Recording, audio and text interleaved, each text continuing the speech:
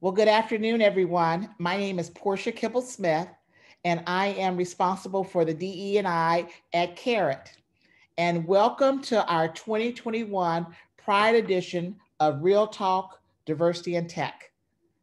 Karat established our Real Talk series, it's been about 4 years ago, and we wanted to create a space for leaders and innovators to openly share what they've experienced working in tech, especially as underrepresented minorities. If you've attended Real Talk before, welcome back. You'll probably recognize two of my all-time favorite panelists who are back with us today. Our moderator, Francuz Harris, who is the Director of Technology Recruiting at Zillow, and Rafael Williams, Manager of Emerging and Inclusive Programs at Redfin.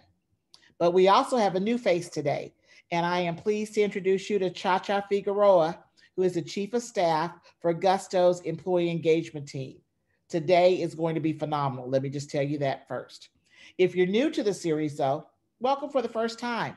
Today, we'll celebrate the work that's being done by these three amazing members of the LGBTQ community. We're going to talk about, a little bit about what an anti-racist company culture looks like, share what leaders need to know about intersectionality, strategies on how to measure inclusion in the workplace, and various other things, especially what is it like being a double minority. But most importantly, we're going to keep it real. With that, I'm going to hand things over to our moderator, who needs very little introduction because she always keeps it real. Francuz Harris, take it away. Thank you so much. Thank you. Thank you so much, Portia. I am so happy to be back here at Karat. It is probably outside of my own home, my favorite virtual home. So thank you for having me again. And I'm really excited for this conversation. I get to have two of my friends here with Rafael and Cha-Cha Figueroa. I've already seen the support for Cha-Cha in chat. So there you go, Cha-Cha. I actually, before we dive in, I want to just kind of share a little bit on my experience with both these individuals. So Rafael and I have actually been on a couple of conversations together, and he's one of my favorite panelists to talk alongside. Cha-Cha and I actually worked together back in the day, back in Uberland. And one thing I actually want to recognize about Cha-Cha on here is her selflessness, but also her advocacy for other folks in our community. I owe my platform large in part to Cha-Cha. As I was joining Uber, she made me so comfortable, but also helped me as I was transitioning into a co-lead role for the Pride ERG that she had formerly set in herself. And so I just wanted to take a moment to thank Cha-Cha for her advocacy, her sponsorship of me, her support of me, and I'm ready to get this conversation started. So without that, here we go. One thing I think that everyone in the room would notice about this group is that we're all what you would consider double and in some cases triple minorities. And so I actually just want to open it up. I'll start with Rafael here and then we'll go into Cha-Cha. What is it like being a double minority in the workplace? Yeah. Hey, everyone. Rafael Williams here. I would say, number one, it's very fascinating to be a double minority in a lot of spaces, especially tech. I think first entering tech, I worked at Oracle and was in a male-dominated environment where I had to come as me and also come as a Black gay man and bring those together in this male-dominated sales environment. And during one of my first meetings, one of my coworkers outed me and was like, "Hey, are you bringing your husband to our team outing?" And I was like, "I'm not gay. I'm not this. I'm just Rafael." And then from there on, it catapulted my career to being an advocate for not just for myself, but all underrepresented people in different spaces to ensure that they're able to connect and have decreased barriers of entry to get into tech.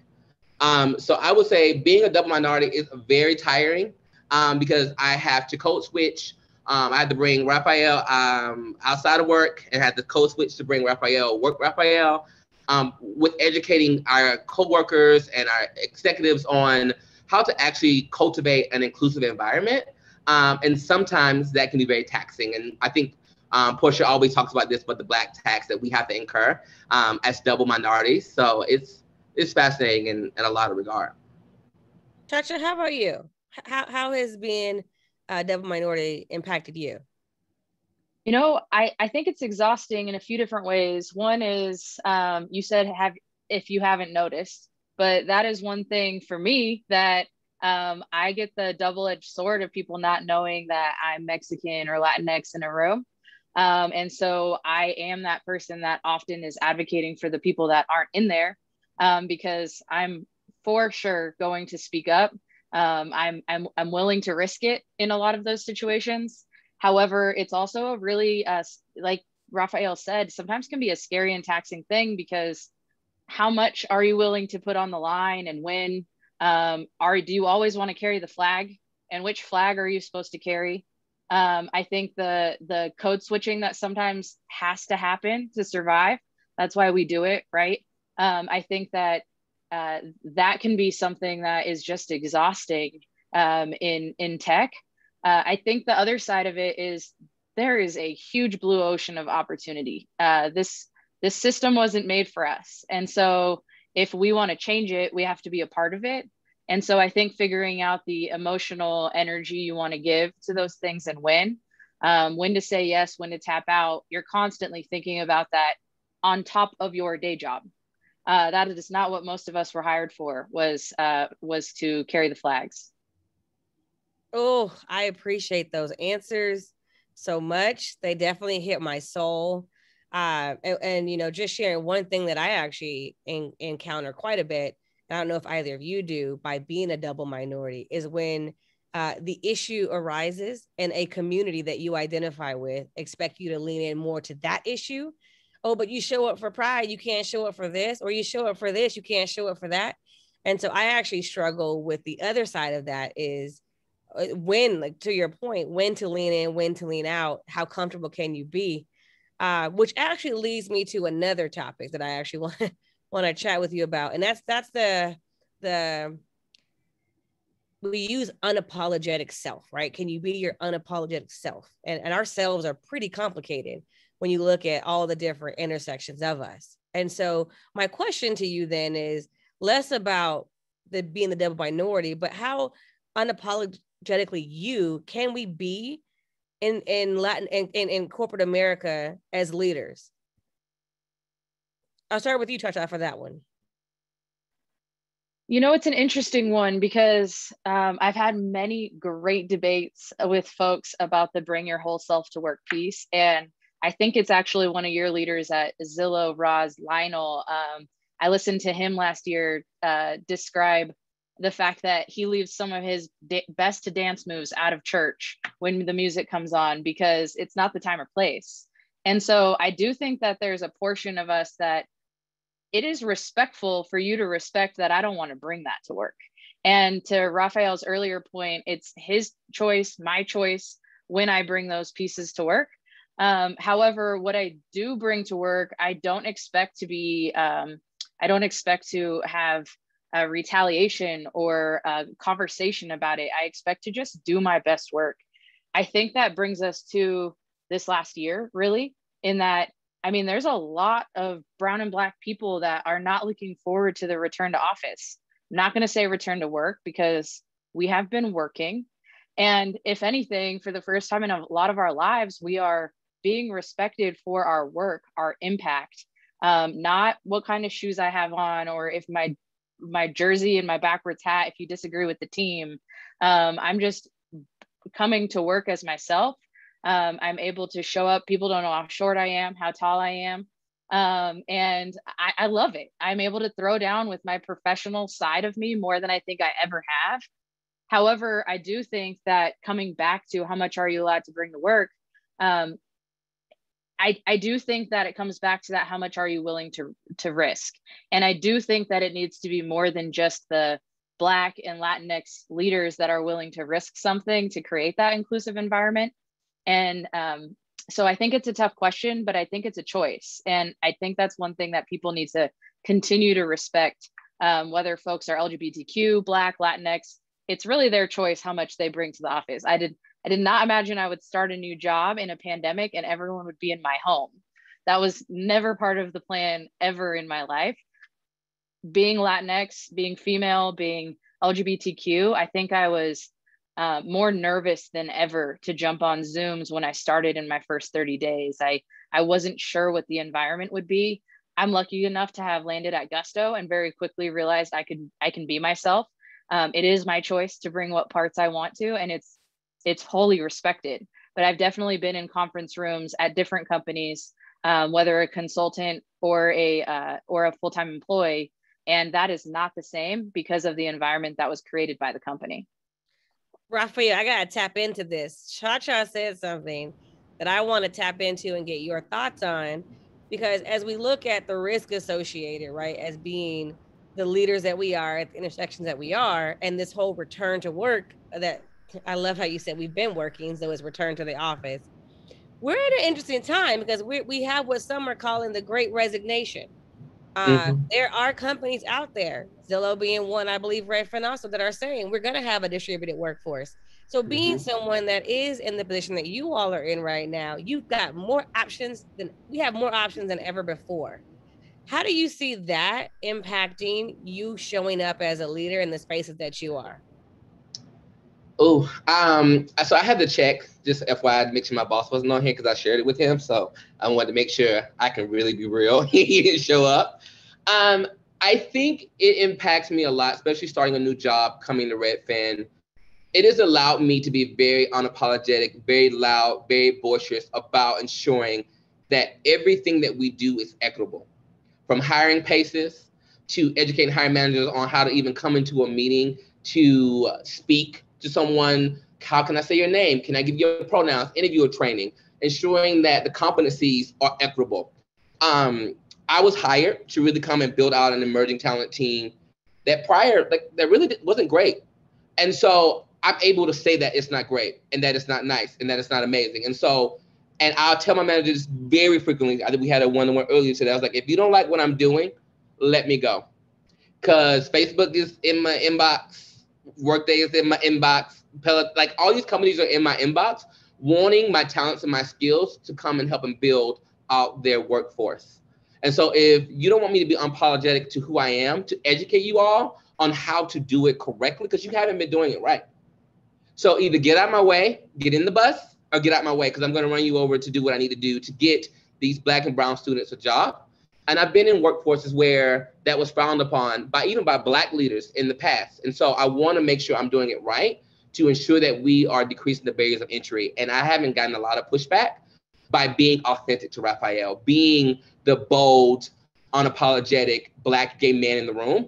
And to say that, I have to show up as a Black man first, because the gay man and the gay agenda is always getting the flag, because that is easier for them to align to, because first they see the white gay before they see the Black gay or the trans gay or the other levels of dimensions of gay. They see white gay first. And so essentially I have to show up as Black first, and I'm okay with that. And I'm going to make sure that you are following your pledges to George Floyd, that you are walking the walk and you are talking the talk. And if you're not, I'm out. And my CEO, my CHRO, and they all know that I will hold you to the gun to make sure that we are going to schools and we are doing the efforts to bring in Black and brown students to Redfin. They can come to Zillow too. I just want to say that every time he says Redfin, I feel compelled to say Zillow. I don't know why. I got to figure out how to get past this. You know, you are a moderator. And you know. So Rafael, though, you bring a good point that leads to another topic. And I actually would love if you would start on this train first, because where you're speaking from, one, I'm so proud that you are there and you are comfortable. We have to acknowledge we haven't always been able to do what Rafael and myself and Cha-Cha are comfortable doing in 2021. There was a point in time, and Cha-Cha, I definitely want to get your thoughts on this too, where we were just grateful to be in the room. We were grateful to have our jobs, and we were told that we should be grateful, right? And so I would love to know, where are we? And when we think about that concept, where are we? How do we get here? And what does it mean now for us? Either of you want to jump in there? I guess I'll start and then I'll bounce over to my to amazing Cha-Cha. I think the tables have flipped in regards to being the level of gratefulness that we need to have. And I'll say this, when I first started my career, my Black male mentor told me, shut up and eat my cheese sandwich and just go with the flow, don't make any waves, etc. And now that is completely changed to where we are. Like, you need to be grateful to have me at your workforce. You need to be grateful that I can come and build out the strategy to actually grow your diversity numbers and representation goals, and that I'm here to educate you, because at the end of the day, this is taxing. This is like literally taxing on me, because once I live in Capitol Hill, and I don't know if anyone's familiar with Capitol Hill in Seattle, but I lived in the middle of CHOP when we were going through the whole Black Lives Matter movement. So I had to show up every day as Rafael, advocating for other Black people. When I walked out the door to go to the grocery store and I saw Black Lives Matter, I saw police brutality going on in front of my own home. So essentially, I think the gratitude now is on the employer side instead of the employee side. I remember close to 10 years ago, my first couple of performance reviews. I remember walking out of the conference room with my manager, cisgender white man, and thinking, thank you so much for my paycheck. Thank you so much for equity. I don't even understand it yet. It seems like monopoly money. Thanks for my paycheck. And phew, I didn't get fired.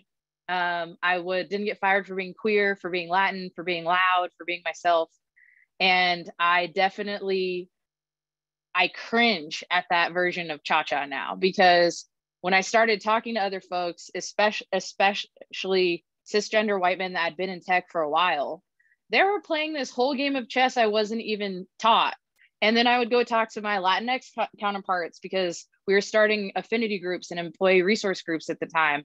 I'll go talk to my Latinx people, my Black peers, my LGBTQ peers, and we all hadn't been taught most of that game. Maybe there was one or two. So then what did the one or two do? They taught the rest of us. They taught us how to build a brand. They taught us how to advocate for your expectations in terms of salary, in terms of equity. They taught us what equity meant. However, I use that story just to say, Grateful did nothing for me in performance reviews. Once I stopped being grateful and started asking for action, knew how to verbalize my expectations, knew how to verbalize things I was not happy with at the company that needed to change, I think that things started to change. But if we really look at it, we weren't supposed to make it. Because of our identities, people counted us out from the start. So the fact that we're here, we're thriving in tech, we're asking for this system that was built without us and against us to change, I think a lot of companies are really stumped on a way forward, and they're just pointing to old ways. So I really just think that if you're not innovating for your people and putting your people at the center, as we talk about at Gusto, I really think that you're not going towards progress. And I think that your employees are sniffing it out. Cha-Cha, do you feel like, I'm sorry, but did you feel like imposter syndrome like drove you early on in your career? Like, I felt like in any space that I went in, like imposter syndrome used to paralyze me. I would go in and be so afraid to like do anything or say the wrong thing or even think or put in my input, because imposter syndrome like really like enabled me. And now I'm just like, imposter syndrome who? Imposter syndrome what? Absolutely. You know, I have a great friend. She happened to be my last manager. We both ended up leaving the company, but the great Dr. Nandi Sharif, she's going to be dropping a book that's called Imposter No More, I believe will be the title. But she really doesn't believe in it. And having her on as a manager of mine, it changed my life. She really says, name it. Is it imposter syndrome, or is that a term that people have created so that you don't call out what's really happening? Because if you're presenting and someone's cutting you off, that's not imposter syndrome. That person's a jerk. If you're walking into a company and you feel uncomfortable going through security, that is not imposter syndrome. It is a real thing that is happening, and there's probably an actual name for it. So I do just think that I suffered from imposter syndrome a lot because people told me I did. And once I kind of decided to reject that notion, I think it was a game changer. Cha-Cha Figueroa, ladies and gentlemen, and everybody in between. That is what I'm talking about. This is the type of peer coaching and inside information that we need to be able as a group to uplift ourselves. These are the things that we did not know. And absolutely, Mercedes, I see you. It was a huge form of gaslighting. We always walking around saying, oh, I have imposter syndrome. No, I don't. I have people that are oppressing me in these spaces. So I'm not gonna get on my high horse, but y'all took me to church on that one. I appreciate that. Was giving away those gems that will help this group and folks that are looking for it level up. So I appreciate you all so much. You know, we talk about, and on this similar topic, we have people, right, who are not underrepresented in these spaces that are quote unquote allies, right? And they're supposed to be advocating for us and supporting us in these spaces. And one thing I've been struggling with, there's two actually. I'm trying to really reconcile my feelings around how we use the word empathy in tech spaces and what that applies and implies. I'm also trying to rectify my feelings around, can we have true allyship without proximity? And let me tell you what I'm referring to. And then Cha-Cha and Rafael, I want to get your thoughts on it. Where I've seen the most support from my, let's just call it white allies or women allies or other allies, have been folks who have Black spouses, LGBTQ children, veteran spouses, LGBTQ family members. And because of their proximity to someone that identifies at intersections that I might, they've been much more supportive, much more, I say, an accomplice in the fight versus an ally. And so I'm curious, in corporate spaces, Rafael and Cha-Cha, your thoughts on, can we have true allyship to the degree that we need without proximity? You want me to go first? Yeah, first, I mean, the word is hard, right? And I think more than ever, we've seen all these people who are like carrying their own ally flag, which is just cracks me up, because if you really are, I don't think you even need to say it. I don't even think you need to carry a flag, any of those pieces, if you're really an ally or an accomplice or a partner in crime and really doing the work. I think of an ally as someone who says, where's the broom? Can I sweep? Can I help? Like, you know, it's the, let me be of service. Or also let me make sure I raise you up and put you on a platform, and that it's not me going around saying, look what I did. I went to a march one time. I think we all saw a lot of that last year. And I think one thing that is really interesting that I've been talking to a lot of folks about, especially my family for the first time last year, reached out not really knowing how to, like, they knew that I do this work, but they didn't know how to be coached by me as a family member. And that was a interesting barrier to break last year, I would say. But I think people need to change what proximity means to them. I think you need to question who's at your Thanksgiving table and what you're teaching on why you celebrate the day. And then if you're not celebrating Juneteenth, or at least bringing your kid the education and awareness, no matter the color of their skin, and you're celebrating Thanksgiving and not Juneteenth, you need to ask yourself why. And I think we need to be willing, in even those cases, coming back to what you're willing to risk, you need to risk it. Are you willing to risk Thanksgiving? I don't know. Let's find out. Because the whole system has to be rewritten, and you're either ready to do it and ready to join, or you're not. And so I do think that there's a little bit of a checkbox going on with allies, that they, you know, use their volunteer hour and then they're done for the year. And we don't have that privilege. All year long, we're called on to step up into these fights. And sometimes they can be really nerve-wracking to what you might lose. But I do think that there is an education awareness that people were craving more than ever. And when I started at Gusto in October of last year, I was absolutely shocked. My team invited me to Rise Bites. They put it on every Tuesday, like clockwork. And nobody's talking about Taco Tuesday. They're talking about Rise Bites. The whole company's invited. And we go there on topics. The week before, we send you the resources that we're going to talk about. And then on that Tuesday, we all join and talk about it on Zoom. We have great numbers that show up, but the first one I attended was on digital blackfacing. And it was a topic that everyone's too scared to talk about it, because then you might have to change something. You might not be able to use that trope GIF that puts everybody in the Slack channels in their own little corners talking about seeing that GIF. on all announcements or all this or all that. You have to talk about it. It's like the water cooler talk of virtual, right? And I think that if you're not willing to bring people from the top to the bottom into a room to surface hard discussions about Black transgender rights, about AAPI violence, if you're not willing to really go there and talk about it, you just want to send an email and everyone's supposed to feel better. I just don't think that that's allyship. And so I think that we're seeing it. I think that we're seeing allies realize that it takes work, and that in order to do it, they need to sign up for it. We're not going to go out looking for, olive branches or like hoping people are knocking on our door. We're doing the work anyways, and you can join or you cannot.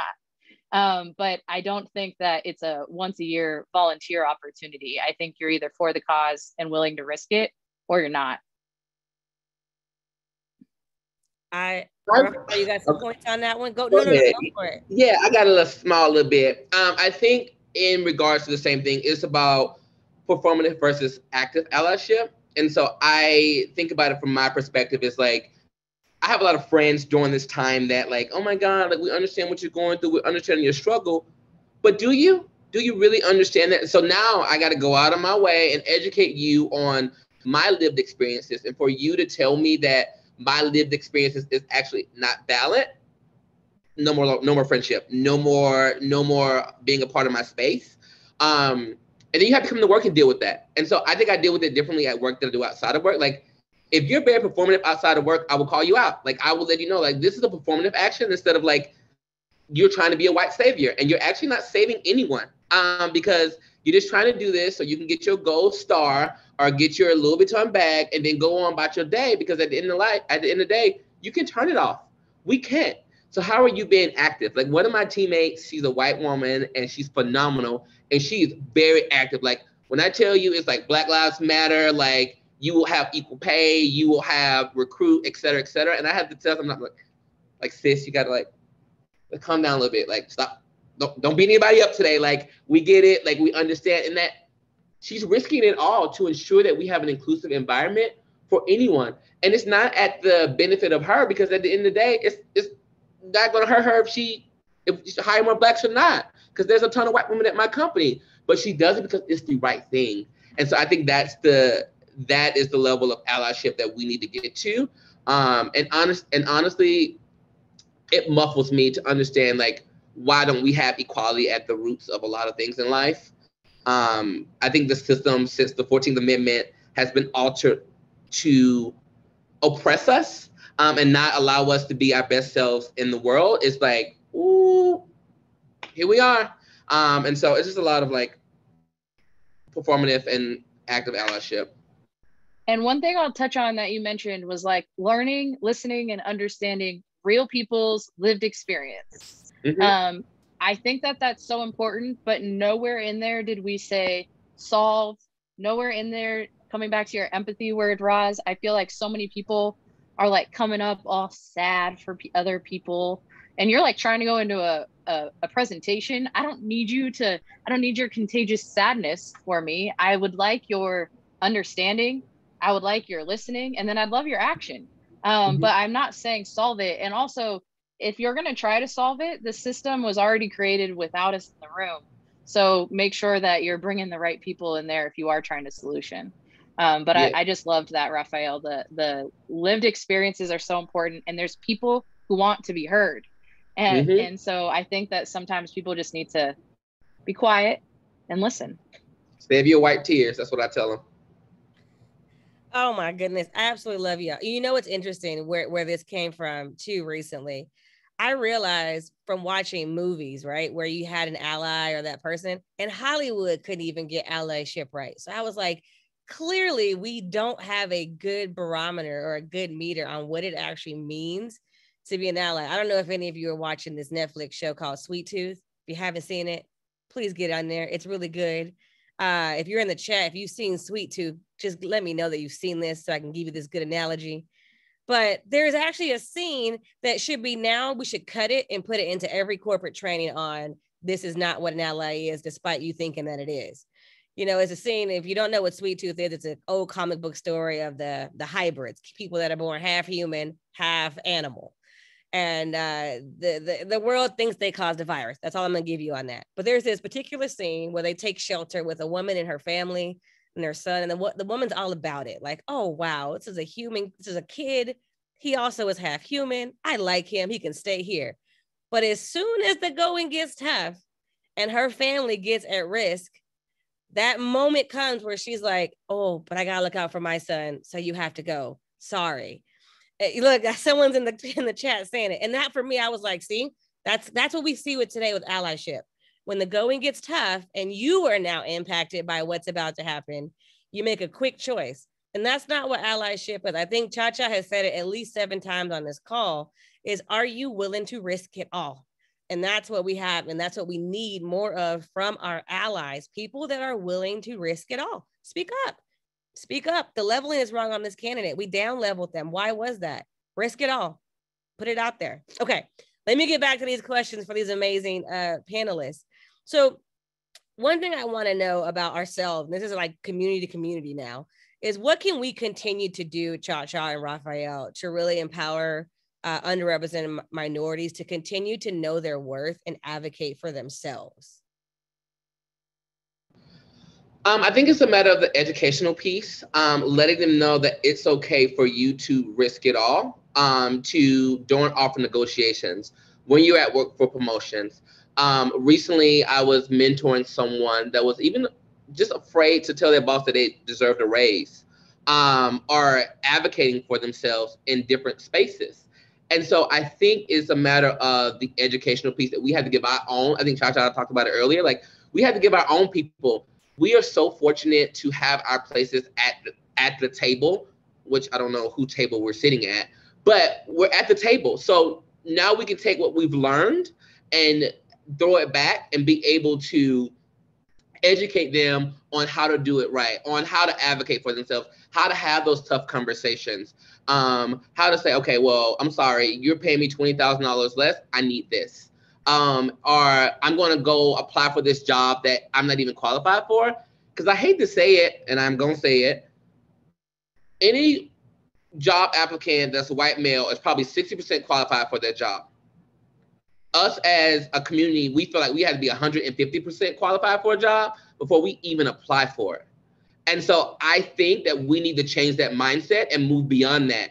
Like, if a company really wants us to come and be a value add and come in and be innovative, you need to take a risk on someone else. And I think that we haven't educated our own communities on how to do that and how to shift their transferable skills to that role to make themselves a valuable candidate.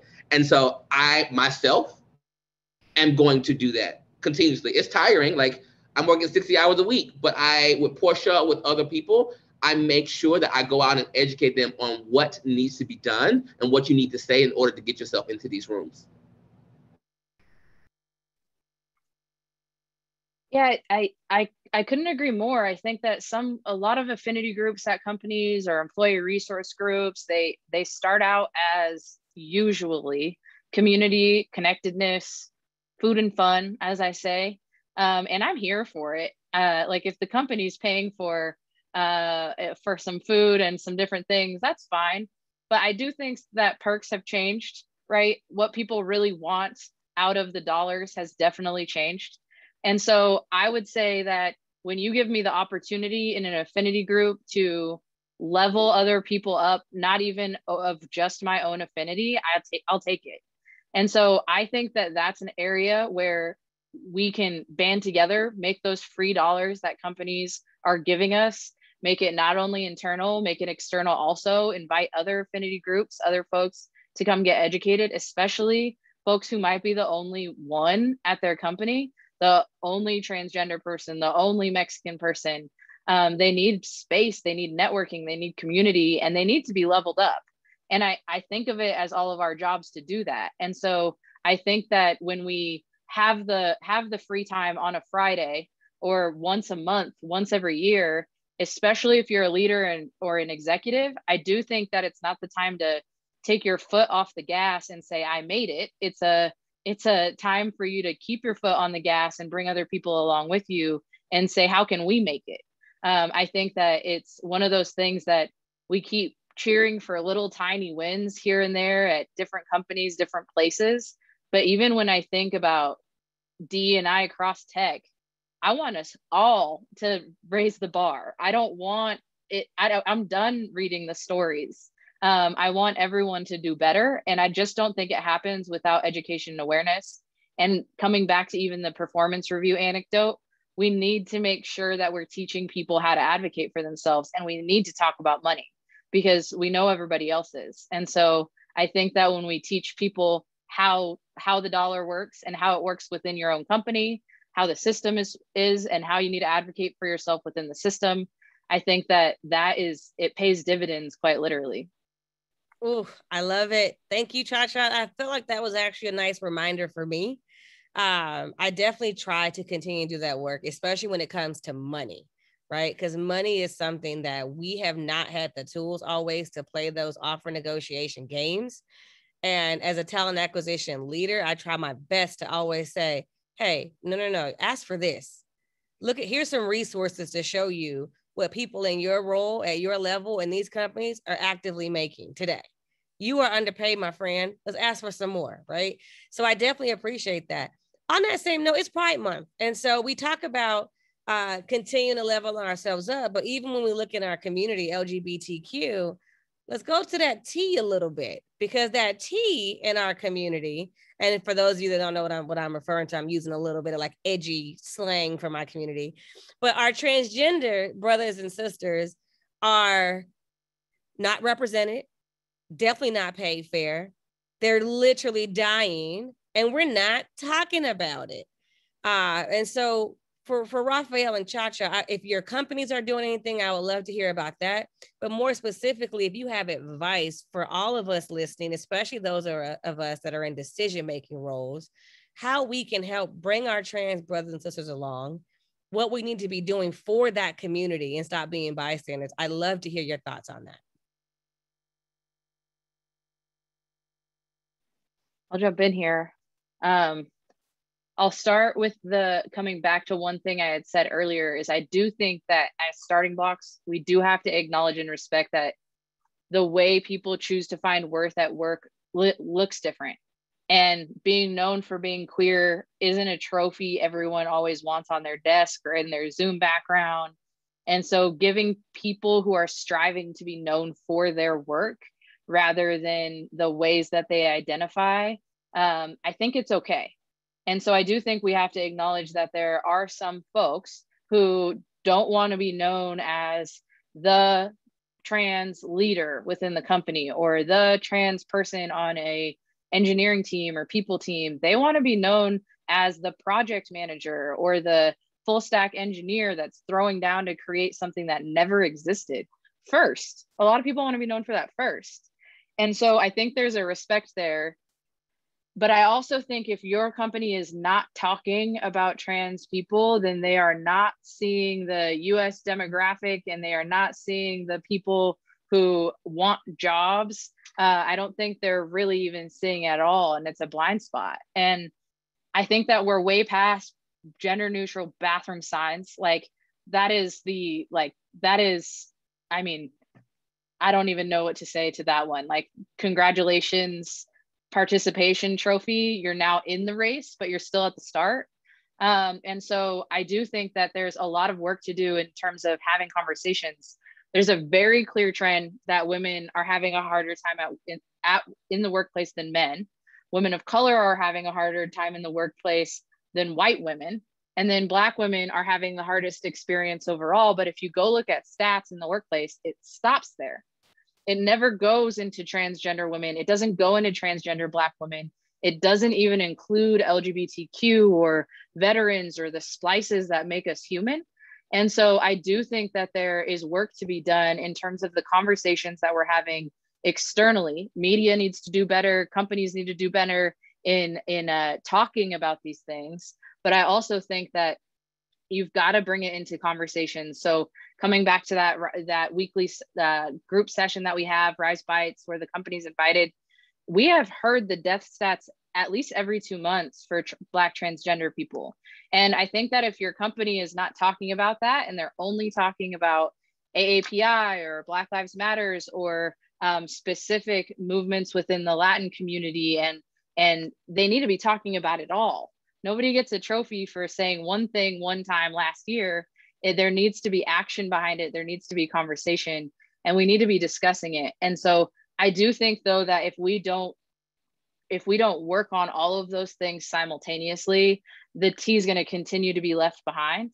And I also think that our LGBTQ, brothers and sisters need to look at each other and say, what am I doing? This comes back to the risking it all. Like, are you a white gay male that's happy to have made it, and so you're done? Like, screw the T, screw the A, nobody knows what the plus means, but I'm fine, I'm getting paid? Or are you doing the work to make the T capital and everyone else lowercase? I think that there has to be more advocacy from even within our own community, but it comes at a price, right? What are you willing to risk? I'll keep coming back to that, because I think as you go into each of the communities, folks are just not willing to advocate for one another. And then they're really not willing to do the work that needs to be done to get there. Yeah, well, Cha-Cha, unfortunately, there's not much to add to that because you hit it out the park. But also will say, I think our transgender sisters and brothers are tired of having to advocate for themselves in different spaces. So how are we lifting them up as we continue to climb? How are we ensuring that we are, because we're past non-binary bathrooms, and we're also past pronouns. Because if you can't even make them feel like they belong in any environment, how are you gonna have a pronoun? Like, it doesn't match up. So we need to ensure that whatever initiative or whatever sense of belonging that we're trying to create, that it encompasses all, and that it is actually, we're moving to make sure that the Black transgender woman is actually showing up in an Indeed video, or in when someone's coming out or someone's transitioning, that they're making sure that they feel comfortable in different spaces and have the insurance policies so they can transition in comfort. I think there's a lot of things that we need to talk about as a tech community, as a community, and start advocating for them. I think we're beyond the gay rights. I think now we need to move into transgender rights to ensure that it's an equitable space for them. I love it. I love it. I love it. And I'm going to add one more thing to this topic. We're also beyond you not having trans people in your lives. So if you call yourself an ally to this community space and you don't have a trans friend, that's ridiculous. That is ridiculous. They're not hidden. They're not hard to find. They are everywhere in open spaces. They're not going to bite you. Go say hi. Go learn. I hit the point earlier around the difficulty with allyship without proximity. And one thing that I really try to practice in my daily life that I encourage allies to do that might make allyship a little bit more easier to you is try your best to meet as many people who are different than yourself. Try your best to get to know as many people who are different than yourself. It will make allyship so much easier for you. It will make it easier for you to truly empathize, and I still got to figure out my feeling with this word, with people outside of yourself. It will actually help you grow as an individual too. So thank you, Rafael. Thank you, Cha-Cha, for those points around how we can support our transgender community more. And I love, Cha-Cha, yours, making that the capital T and all the other letters lowercase. I think moving forward, when I write LGBTQ, I'm going to actually write it in that way and continue to try and have these conversations. We definitely can use trans siblings. Thank you for that, Mary Grace. I appreciate you. I definitely can do that. And I will throughout the remainder of this conversation and my journey beyond here. Okay, I want to move on to one more question. And if I can, I know, Cha-Cha, you mentioned a little bit about the shame you feel about looking at that old Cha-Cha and how she was grateful. I actually want to ask both of you a question that's very reflective that might help someone who may be where young Cha-Cha or young Rafael was. And so as you look back on some of the struggles that you overcame, what were they? What are those takeaways? And what would you tell young Cha-Cha? What would you tell young Rafael? Because I'm pretty sure someone listening here today could benefit tremendously from that. Oh, wow. I think I would tell young Rafael 3 things. First thing is never allowing someone else to write your narrative, and their perception of you does not matter if they're not in an arena with you doing what you need to do to take care of things. Number 2, stop letting these people stress you out, because honey, once you once you have a struggle, once you die, they're gonna post your job back online. And third is, it is okay to risk it all for the benefit of others, to make spaces for others, because at the end of the day, the universe or whatever is going to bring it back to you fold. And so risk it all, like, because at the end of the day, some companies going to want your outlandish, bold effort. So go out and risk it all. Back to Cha-Cha's point, I'm gonna risk it all. Why not? I think a couple things. One is I really did think, you know, growing up, especially, and as I was choosing careers, that there was no way to be successful, any sort of ethnicity and queer. Like the intersections of those were just like, oh, great. Everyone told me, nope, you're not going to make it. There's no success for you out there. There's no, you know, being on panels, who would have a queer person on there, right? That was what I grew up with. And so I think that once I got out of my circles and I really started networking and going to all these different events, I had no idea I would end up in tech. If anything, I would say I probably actively avoided it for a while. I was in nonprofit before getting into tech, and I would say it's just as hard. In nonprofit, I had some of the most homophobic things said to me, or the judgment of my clothes. And so anyone who's on this, not only in tech, but across any industry, I would say to decide what your values are and what you're looking for in the life that you want to build. And there are companies out there for you. And so believe that and know that. I mean, you have multiple people on this call that are probably hiring right now, that would love your resumes. I think they were fighting over one earlier. And I think that would be one thing I would for sure say is there is a right fit for you. If you're unhappy in your current role, if you're thinking about joining the workforce, there are great companies out there. Go find them, but start with what you want, what life you want to build.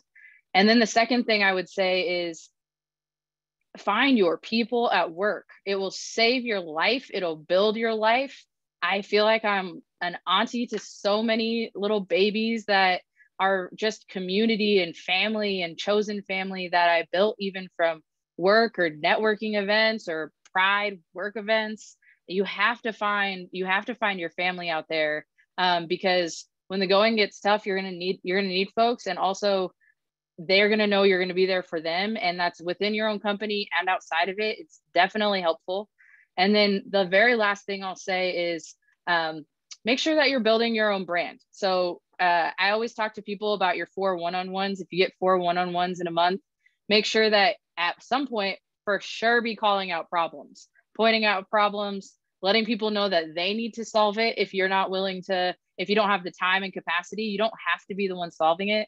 Make sure that you're advocating for yourself, coming back to performance reviews once a month. People should be knowing where you're at, where you stand, what you want out of the hard work you're doing. And then figure out what those other two need to be. Are you solving problems with your job? Or are you just getting to know your manager? That would be my last piece of advice, is build your brand through your one-on-ones and be consistent about the way you do it.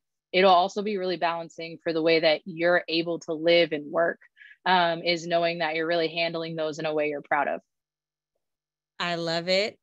Portia, I'm so glad you're recording this, because those tips, those sound bites, should be something that we send out to every underrepresented person in college as they're about to embark onto the workforce, because those are things, to Rafael's point, that would have saved us some stress had we realized them sooner, and probably some sessions with our therapist, because I definitely have ran up that bill because of these things. The last thing I want to leave you all with, in terms of what we've overcome and what we could tell our younger selves, or even ourselves now, this job that we're in. For me, the director of recruiting, for Cha-Cha, it's the DEI work, for Rafael, it's emerging talent. These jobs don't define us. It's who we are as people. They are things that we do, and oftentimes our passions align, and it's a blessing when they do, but that's not how we are defined when we die and we leave this place. So one thing I wish I would have spent more time on earlier in my career was, what are the things that make me happiest, to Cha-Cha's point? Who are the people that support me and love me and make me happy, whether that's in the workplace or outside of it? And I would have chosen even employers differently in where I spent my time. And so these things don't define you, who you are. You are so much more than the title on your LinkedIn profile. You are so much more than that. And so I wanted to leave you with that.